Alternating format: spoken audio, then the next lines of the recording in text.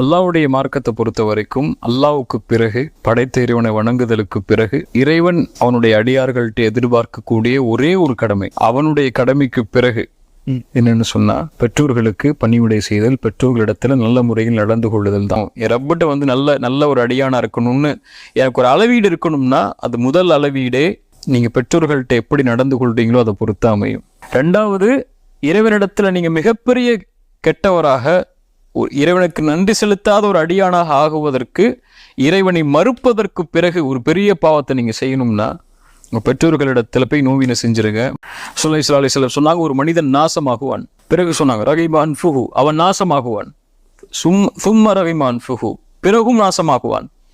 பெற்றோரில் ஒருவரோ இருவரோ உயிரோடு இருந்தும் யார் அவர்களுக்கு பணிவிடை செய்வதன் மூலமாக நல்லா கவனிங்க சொர்க்கம் நுழையவில்லையோ அவன் நாசமாகுவான். சுப்ஹானல்லாஹ்.